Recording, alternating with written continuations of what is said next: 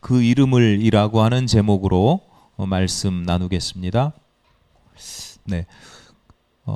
제가 초등학교, 그러니까 옛날에 국민학교죠. 국민학교를 입학한 지 아마 얼마 안 됐을 때로 기억을 하는데요. 어머니께서 이제 집으로 걸려온 전화를 한 통 이제 받으셨는데, 전화를 받으시자마자 다소 이제 긴장된 표정으로 이제 막 전화를 하시다가, 긴장된 표정으로 전화를 이제 받으시고 대화를 이어가셨어요. 제가 장남인데 저희 집에 제가 처음으로 학교를 이제 초등학교를 보냈잖아요. 그 초등학교 담임 선생님, 1학년 담임 선생님이 저희 집에 전화를 하신 거예요. 그러니까 얼마나 긴장이 되셨겠어요. 근데 잠시 대화를 이어가시더니 금세 이제 웃음을 띠시고 그리고 편안한 얼굴로 대화를 마무리하셨어요.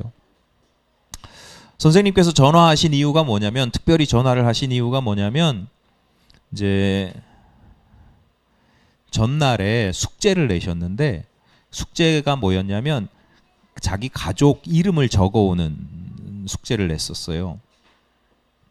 근데 이미 우리 예전에 보면 가정 다 조사하고 하잖아. 학교에 자료들이 다 있잖아요. 근데 저희 집이 분명히 4인 가족인데 제가 5명의 이름을 적어서 낸 거예요. 4명, 그러니까 부모, 그때는 아빠, 엄마, 그리고 저, 그리고 동생, 이렇게 4명 말고 5번째 누구의 이름을 적었을 것 같으세요? 네, 집에서 기르던 개의 이름을 적어서 냈어요. 전날에 제가 숙제를 하면서 부모님께 여쭤봤거든요. 뭐라고 여쭤봤냐? 숙제 이런 얘기를 안 하고, 엄마, 아빠, 내가 김씨잖아. 내가 김씨니까 그럼 우리가 기르는 저 개도 김씨냐고 그렇게 물었었어요. 왜 그러니? 이렇게 물어봤으면 이 사단이 안 일어났는데, 그냥 농담 삼아 또는 그냥 귀찮으셨는지, 맞아, 김씨야, 이렇게 대답을 하셨어요. 그래서 저는 숙제하면서 거기다가 우리 집 개 이름이 복스였거든요. 복스. 그래서 김복스 이렇게 적어서 냈어요. 그러니까 선생님이 보니까 이게 차라리 그 당시에 흔했던 개 이름이 뭐 해피라든가 메리라든가 그랬으면 이제 유추가 됐을 텐데, 이건 개 이름도 아닌 것 같고 복스라고 하니까 이게 사람 이름도 아닌 것 같고 이게 이상하니까 전화를 걸어서 확인을 해보신 거죠. 그래서 그런 일이 있었다. 그래서 한참 놀림을 받았던, 좀 멍청해가지고 저 아들이 순진해가지고 멍청해서 저 개를 김씨라고 성을 붙였다고 그랬던 적이 있습니다. 제가 어릴 때는 저희 집을 포함해서 그 주변에 동네에 개를 키우는 집들이 많았어요. 지금처럼 뭐 반려견이나 그 전에 애완견 개념은 아니고 주로 이제 방범용, 우리는 덕장들이 있었고, 강원도 동해에 이제 건어물들을 말리면 덕장이 있었으니까 방범용이 가장 첫 번째였고, 그 다음에 이제 해마다 여름이면 한 마리씩 잡아먹는 거죠. 식용. 뭐 그래서 요즘 사람들이 보면 왜 그러냐라고 하지만, 그때는 방범용, 식용이라고 해도 그렇다고 개를 막 학대하거나 그러진 않았어요. 전 늘 기억에 나는 게, 어머니가 개는 말 못하는 짐승이니까 밥을 꼭 잘 챙겨줘야 된다 그래가지고 놀다가도, 친구들이랑 놀다가도 그 때가 되면 밥을 챙겨주러 집에 가야 했었고요. 예전에 개 밥을 이렇게 옥수수죽 같은 걸 이렇게 끓여서 줬거든요. 근데 뜨거운 걸 못 먹어요. 개는 큰일 나요. 그러니까 이게 충분히 식혀서 줘야 되는데 나가서 놀고 싶은데 이게 안 식는 거예요. 그래서 그걸 막 어떻게 찬바람에 막 식히고 그랬던 적도 있어요. 때가 되면 개 똥도 제가 삽으로 치워주기도 하고, 바깥에서 기르는 개지만 치워주기도 하고, 밥도 주고, 또 쓰다듬어 주기도 하고, 그래서 온몸에 제가 개 털을 묻혀가지고 막 혼나기도 하고, 나름 지금처럼 반려견 개념은 아니지만 그래도 정을 많이 붙이고 이뻐하면서 그렇게 키웠거든요. 산책을 이제 가끔 나가기도 하는데 지금처럼 일부러 산책을 다니는 건 아니고 왜 그랬는지 모르겠는데 그냥 데리고 나갔어요. 그러면 똑똑한 개들은요, 개를 해마다 잡아먹고 경련으로 잡아먹고 뭐 그러니까 개들이 계속 바뀌잖아요. 근데 똑똑한 개들은요, 지가 앞서가요. 제가 가는 길을 알고 저만큼 앞서갔다가 다시 왔다가 앞서갔다 다시 왔다가 해요. 근데 좀 겁이 많고 좀 이렇게 똑똑하지 못한 개들은 따라오거나 제 발 밑에서 이렇게 주로 왔다 갔다 하죠. 근데 더 활발한 개들은요, 눈에 안 보일 정도로 신나가지고 막 갈 때가 있어요. 그러면 시골에서 개가 그러면 이게 위험한 상황이 올 수 있잖아요. 두 가지가 위험한데, 하나는 지나가다가 누구 물 수도 있고, 또 하나는 쥐약 먹는 거죠. 옛날에 시골에 이제 쥐약들을 많이 해놨으니까 쥐약을 먹을 수 있어요. 그러니까 눈에 안 보이면 어떻게 해야 돼요? 불러야죠. 이름을 부릅니다. 그 부르면 쪼르륵 달려옵니다. 어떨 때는 산책이 아니라도 집에 묶어놨는데 어느 날 개가 갑자기 없어질 수가 있어요. 풀려가지고 목줄이 풀려서 없어질 수 있어요. 그러면 불러야 돼요. 아까 말씀드렸듯이 어디 가서 누구를 물 수도 있고, 다른 집 개와 사랑을 나눌 수도 있고, 또 가장 중요한 건 쥐약을 먹을 수도 있고. 쥐약, 제가 어렸을 때 저희 집에서 기르던 개 중에 쥐약 먹어서 죽은 개들이 몇 마리 있어요. 그러니까 급하게 막 이름을 불러요. 그러면 신기하게도 와요. 얼마나 걸리느냐에 따라서 얘가 얼마나 멀리 갔구나를 추정할 수 있을 정도로 한 번도 안 온 적이 없어요. 이름을 부르면 그 이름을 알아듣고 주인의 목소리를 알아듣고 반드시, 저는 한 번도 불렀는데 안 온 적이 없어요. 불렀는데 안 온 적이 딱 한 번 있는데 저 몰래 개를 팔았을 때, 그때 말고는 이름을 부르면 항상 왔어요. 제가 목청이 좀 크잖아요. 목소리가 큰 편이거든요. 노래 부를 때도 좀 큰 편인데 아마 그때 개 동네가 떠나갈 듯 소리를, 개 이름을 불러서 아마 그러지 않았을까, 그때부터 시작되지 않았을까, 그렇게 생각할 정도로 자주 불렀고 부르면 반드시 왔던 기억이 있습니다. 오늘 본문은 솔로몬이 지은 성전에 대한 기록 중에 아주 일부입니다. 최초의 구약 성경 최초의 성전은 출애굽하던 시절에 하나님께서 모세를 통해서 명령을 하셨는데 성막의 형태였어요. 그러니까 성막이니까 텐트 방식이에요. 광야에서 이동 중이었기 때문에 성소를 텐트의 형식으로 지었어요. 근데 가나안 땅에 이제 정착을 했잖아요. 가나안 땅에 도착해서 정착을 해서도 꽤 오랜 세월 동안 그 성소는 성막의 형태를 그대로 유지합니다. 사사시대 뭐 이런 시대를 지나는 거죠. 그러다가 사울 왕의 시대를 지나고 다윗 시절에 다윗이 통일 왕국을 이루고 그 나라가 말 그대로 부국강병의 시대를 경험하게 됩니다. 주변 민족들에게 늘 이리 치이고 저리 치이다가 이제는 주변 민족들을 막 복속시킬 정도로, 그래서 좀 과장되게 말하면 제국의 시대를 열었다 이렇게 표현할 수 있을 정도예요. 그런 시절에 다윗이 어느 날 문득 성전에 대한 생각을 하게 되는 거예요. 자기는 이렇게 나라가 부강해지고 통일 왕국을 이루고 이렇게 새로 지은 좋은 왕궁에서 지내는데 성소는 수백 년 전에 지어진 텐트 형식 그대로 어느 곳에 있는 거죠. 그래서 하나님을 위해서 성전을 새로 지어야 되겠다 계획을 세웁니다. 네, 아시는 대로 하나님께서 다윗에게 성전 건축을 허락하지 않으셔요. 그 마음만 받으시고 그 가문을 축복하시고 그리고 그 대신 아들 솔로몬에게 성전 건축의 기회를 주십니다. 다윗이 최고의 성전을 짓고 싶어 하는 열망이 있었기 때문에 그 아들 때에 성전을 지을 수 있도록 온갖 금은 보화를 비롯한 온갖 재료들을 다 물려주게 되지요.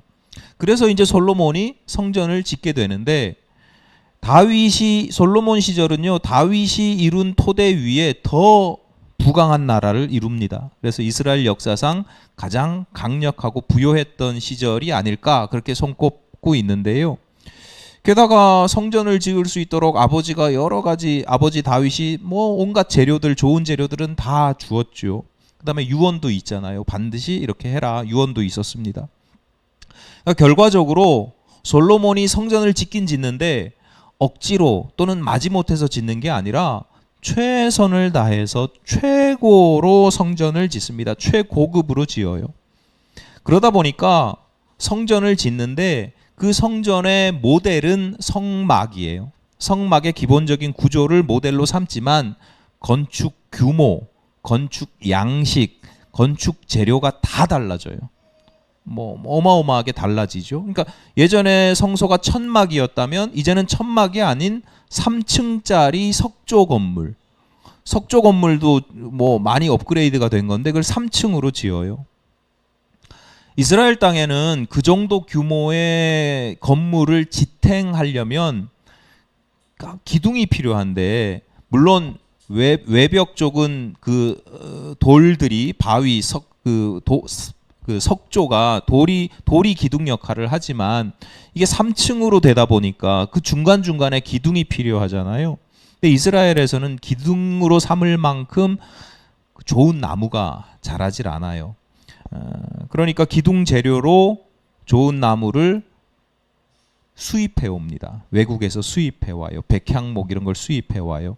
우리나라도 보면 조선시대에 그냥 동네 건물들 지을 때는 뒷산에서 나무 베어 와서 쓰면 되지만 왕궁이나 뭐 이렇게 거대한 건물을 지을 때는 저 백두산 적송을 베어 가지고 이렇게 해안 따라 강 따라 가지고 오고 저 울진의 금강송 이런 것들을 가지고 오잖아요. 그런 것처럼 외국에서 그 백향목을 수입해 올 정도로 어마어마한 비용과 수고 뭐 이런 것들을 아끼지 않아요. 그러니까 비용과 노고, 효율 이런 거 전혀 따지지 않아요. 그냥 최고가 최고예요.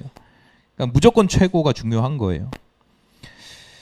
오늘 본문의 노수로 만든 기둥도 그런 그 맥락에서 이해할 수 있어요. 그러니까 기둥만 노수로 만든 건 아닌데 노수로 만든 여러 가지 기구들을 이야기하는 중에 오늘 본문의 기둥도 이야기하고 있는 것이거든요. 그런데 그런 맥락에서 최고로 좋은 것을 사용했다. 그런 맥락에서 이해할 수 있습니다. 본문 21절입니다. 이 두 기둥을 성전의 주랑 앞에 세우되 오른쪽 기둥을 세우고 그 이름을 야긴이라 하고 왼쪽의 기둥을 세우고 그 이름을 보아스라 하였으며 성전에 두 기둥, 노수로 만든 두 기둥을 세웠는데요. 그걸 어디에다 세웠느냐? 주랑 앞에 세웠다 이렇게 되어 있어요. 주랑이 이렇게 번역이 좀 애매한데 낭실 뭐 이렇게 번역할 수도 있는데 여러분 이해하기 쉽게 말씀드리면 로비라고 생각하시면 돼요. 로비.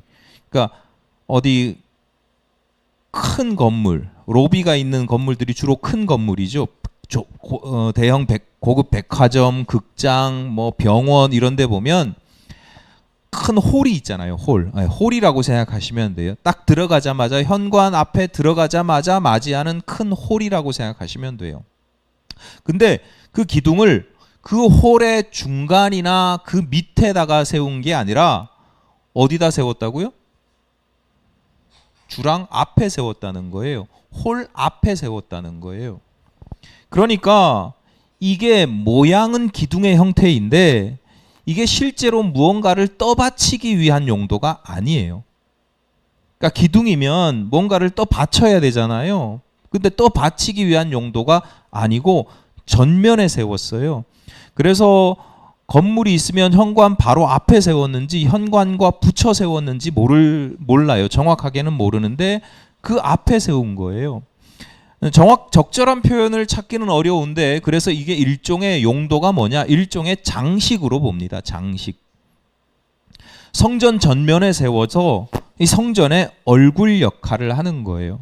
근데 제가 적절한 표현을 찾기 어렵다라고 장식이라고 하는 게 적절한 표현은 아니다라고 말씀드린 게 뭐냐면 이게 그냥 모양만 낸 게 아니에요. 그냥 적절한 이런 모양을 예쁜 모양을 이렇게 낸 게 아니고 최고의 재료와 최고의 기술을 동원하게 됩니다. 본문 13절부터 20절까지의 대부분이 다 그런 내용들입니다. 최고로 했다라는 게 13절부터 20절까지의 내용입니다. 그 중에 한 절만 보면 13절을 보겠습니다.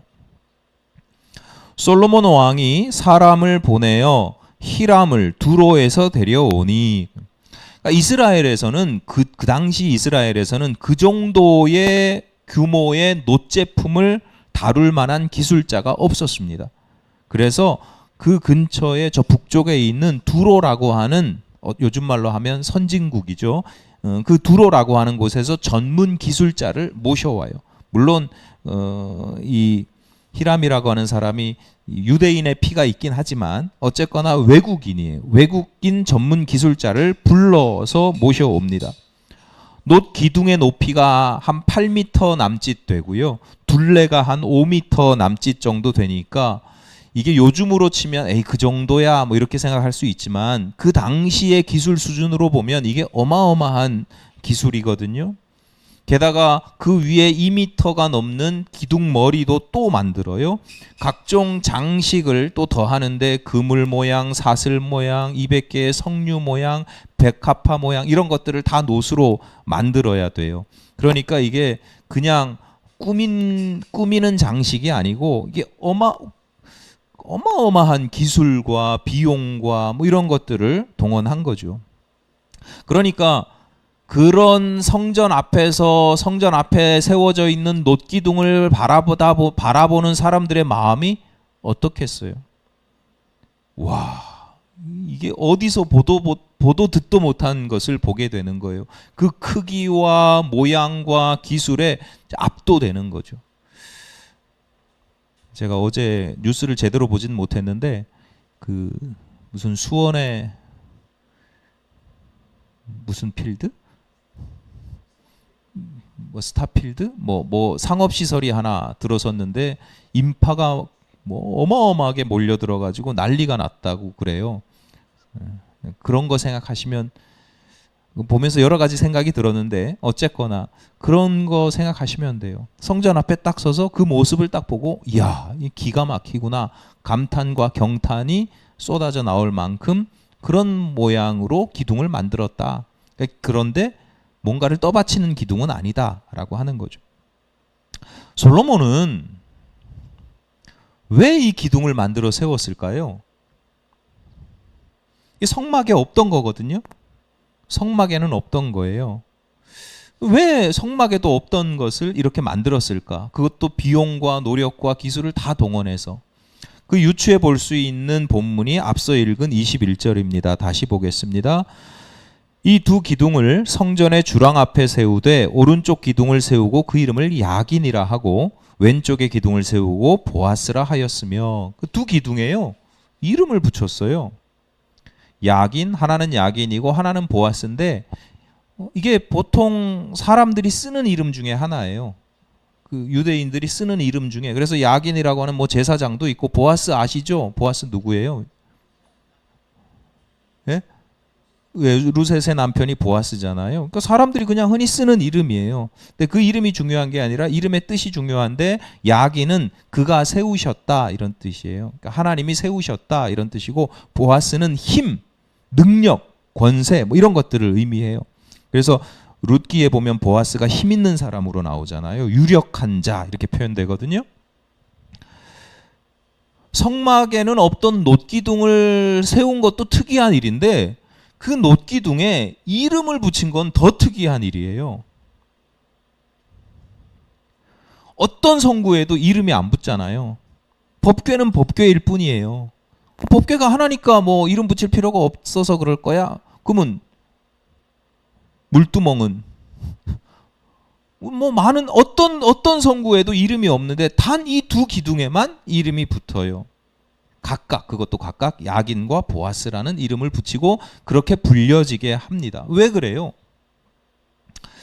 그냥 우리가 쉽게 유추해 볼 수 있는 것 중에 하나는 이런 거죠. 일반적으로 이름을 붙인다라고 하는 것은 나름의 관계가 있다라는 거예요. 애착이 있어요. 가끔 자기 자동차에도 이름 붙이는 사람 봤거든요. 자기 자동차가 아반떼인데 차종이 아붕이 이렇게 부르더라고요. 자기 자동차에도 이름을 붙이는 건 왜 이름을 붙여요? 그만큼 애착이 있는 거예요. 관계가 있는 거예요. 그냥 저건 나에게 그냥 차가 아니고 나와의 특별한 관계가 있고 애착이 있는 거죠.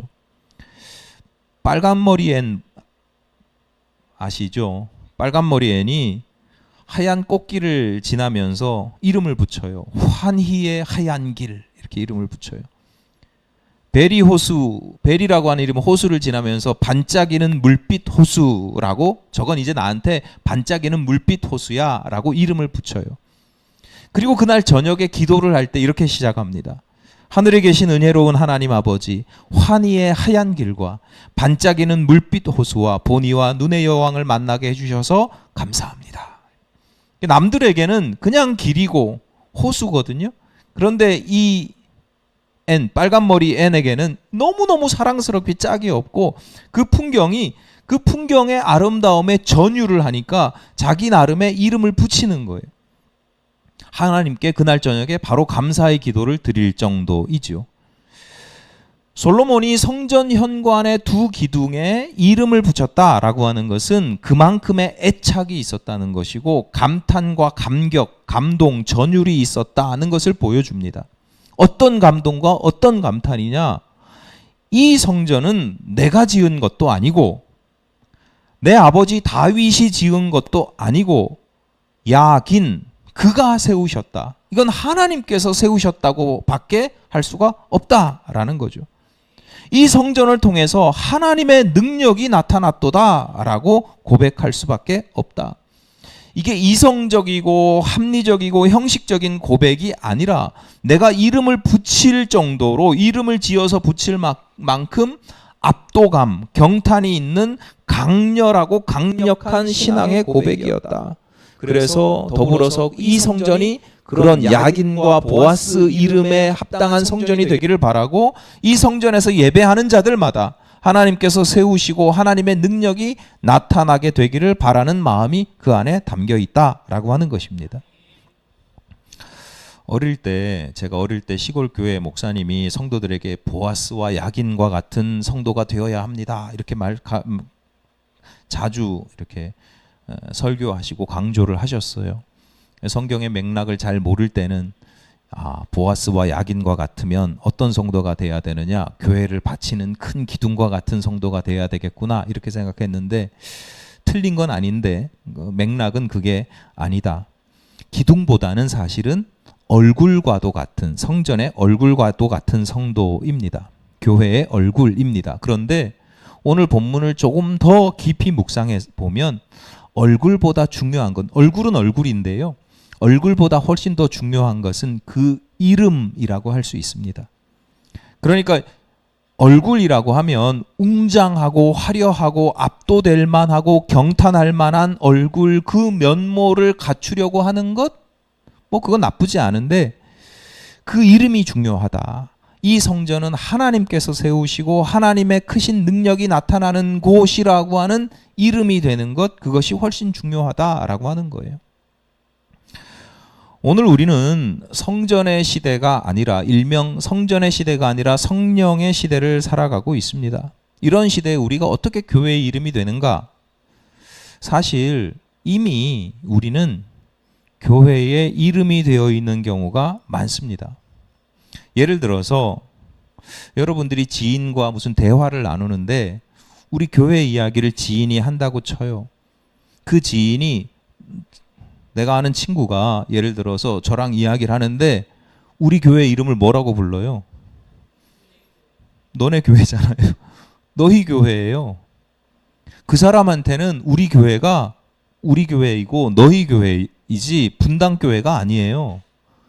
그 사람이 아는 교회는 너가 다니는 교회예요. 너가 있는 교회고. 너희 교회예요. 자기들끼리는 뭐라고 이야기를 해요? 분당교회라고 이야기 안 해요. 성준의 교회. 야, 자기들끼리 이야기할 때, 야, 시온이네 교회 말이야. 이렇게 이야기를 해요. 여러분의 이름이 사실은 교회의 이름이에요. 그리고 대부분의 경우에 그 이름이 정확합니다. 무슨 얘기냐면 늘 말씀드리지만 우리가 곧 교회입니다. 내가 좋은 교회를 다니거나 내가 나쁜 교회를 다니는 게 아니에요. 내가 좋은 성도면 우리 교회가 좋은 교회고요. 내가 좀 부족한 성도면 우리 교회는 부족한 교회고, 내가 좀 못된 성도이면 우리 교회는 나쁜 교회예요. 원래 그게 교회론이에요. 그게 전통적인 교회예요. 오늘 본문의 경우로 예를 들면 하나님께서 나를 세우시잖아요. 내가 하나님께서 나를 세우시는 경험과 고백이 있으면 우리 교회는 하나님께서 세우시는 교회가 되는 거예요. 내가 하나님의 힘과 능력을 의지하고 시시때때로 그 능력을 가지고 살아가면 우리 교회도 하나님의 힘과 능력이 나타나는 교회입니다. 반대의 경우도 마찬가지죠. 내가 하나님의 뜻과 하나님의 능력보다는 사람의 생각과 계산과 세속적인 가치관으로 살아가면 우리 교회 또한 사람의 생각이 앞서는 세속적인 교회가 되는 거죠. 사람의 힘과 능력으로만 살아가면 교회도 사람의 힘과 능력으로만 경영되고 유지되는 그런 교회가 되는 거예요. 그런데 사람이 앞서고 사람의 능력으로 유지되면 그게 엄밀하게 말해 그게 교회입니까? 교회라는 이름을 가지고 있지만 교회가 아니죠. 세상 사람들이 우리의 삶을 보고 우리의 신앙을 보고 이미 다 알고 있는 거예요. 누구네 교회라고 했을 때는 그 안에 그런 의미가 다 들어가 있는 거예요. 누구네 교회이기 때문에 저 교회는 참 좋은 교회야. 누구네 교회이기 때문에 저 교회는 좀 의심스러워.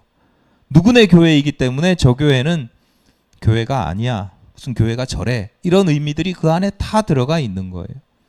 구체적으로는 교회라고 얘기했지만 이 교회가 다 커지면 그게 한국 교회가 되는 거고, 그게 기독교가 되는 거고, 그게 예수가 되는 거예요. 우리의 신앙이 되는 거예요.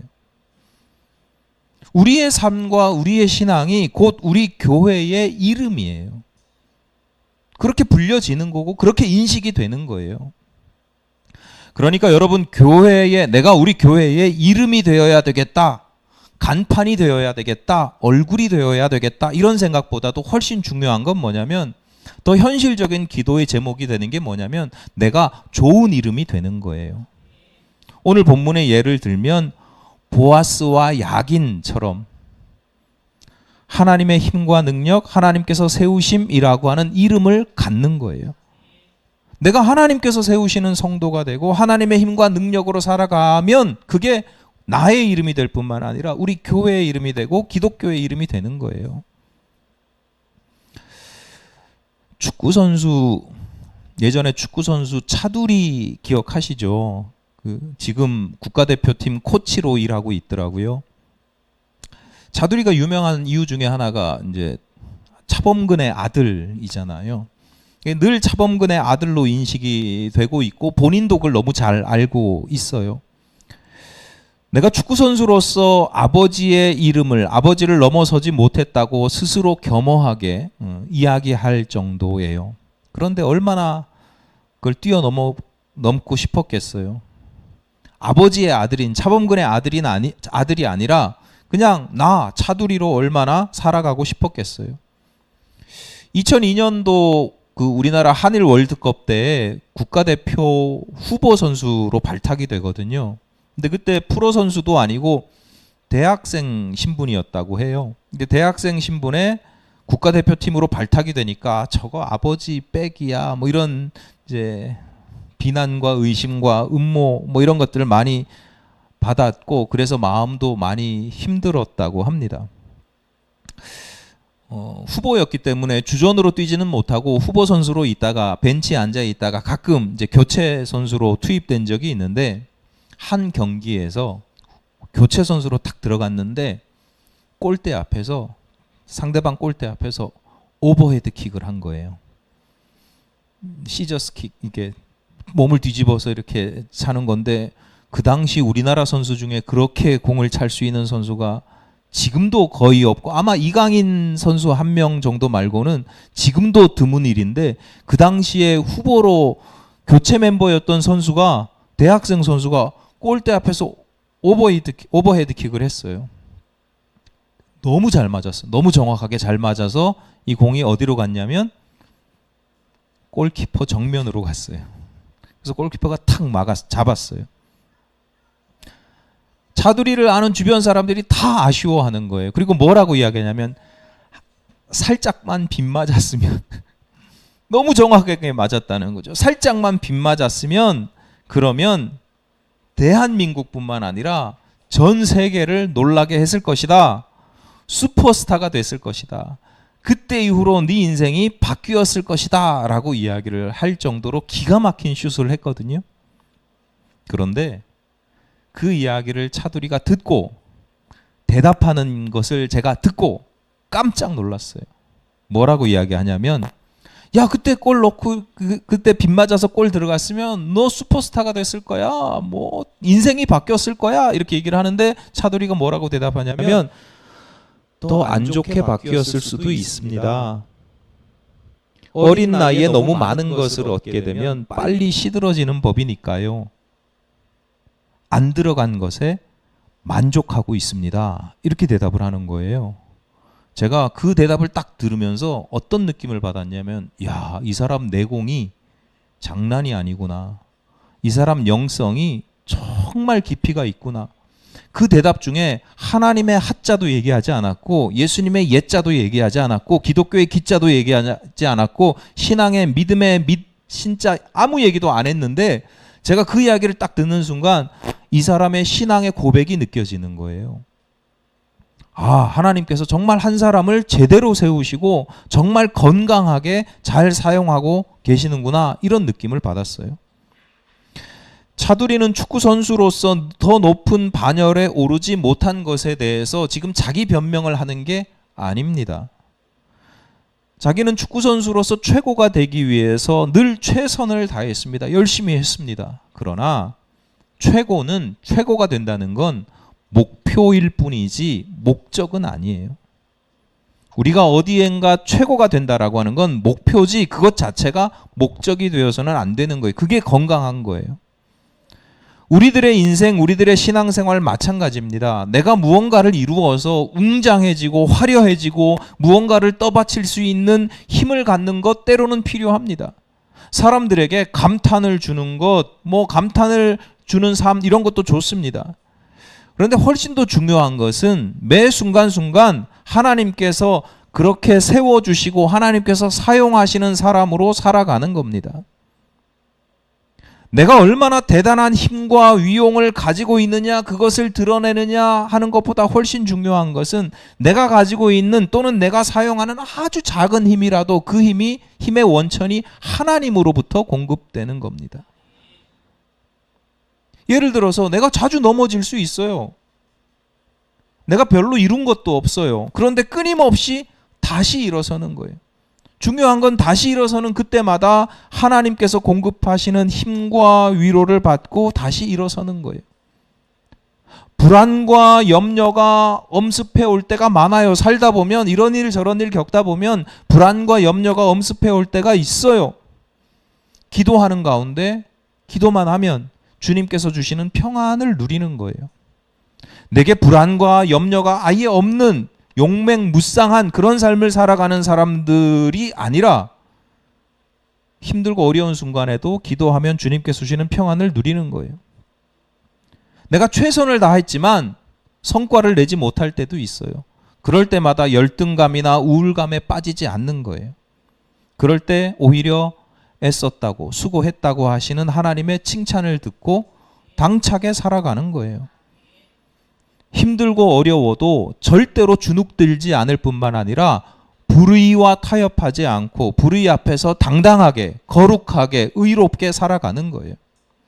남들이 보면 쥐뿔 가진 게 없어요. 저게 무슨 하나님의 교회의 얼굴이야. 저거 가지고 뭐 어떻게 얼굴이 될 수 있겠어. 쥐뿔 가진 것도 없는데 그러나 정의롭게 바르게 거룩하게 감사하며 살아갑니다. 그게 초라한 인생입니까? 아무것도 아닌 인생입니까? 절대로 그렇지가 않습니다. 그게 하나님의 얼굴이고 교회의 이름이 된다라고 하는 것이죠. 여러분, 다시 말씀드리지만 저와 여러분은 교회의 이름입니다. 교회의 이름이라고 표현했지만 하나님의 나라, 천국의 이름이기도 합니다. 여러분의 이름이 어떻게 불려지기를 원하십니까? 보아스라고 불리는 것도 좋고, 사람들이 우리를 볼 때 저 사람은 참 보아스 같은 사람이야. 야긴도 좋습니다. 임마누엘도 좋고요. 여호와 이레, 여호와 니시, 여호와 샬롬 다 좋습니다. 하나님께서 우리에게 원하시는 이름, 우리에게 붙여주시는 이름, 우리에게 지어주신 이름, 부르시는 그 이름, 그 이름에 우리가 얼마나 복되게 응답하고 그 이름값을 하면서 살아가느냐가 훨씬 중요하다라고 하는 것입니다. 그리하여 여러분 하나님의 기쁨이 되시고 다른 사람들에게도 그래, 우리 이름, 우리의 이름을 부를 때 다른 사람들도 감동을 받고 도전을 받고 본받고 싶어하는, 부러워하는 그러한 이름, 하나님께서 붙여주신 거룩한 이름을 가지게 되시기를 간절히 바랍니다.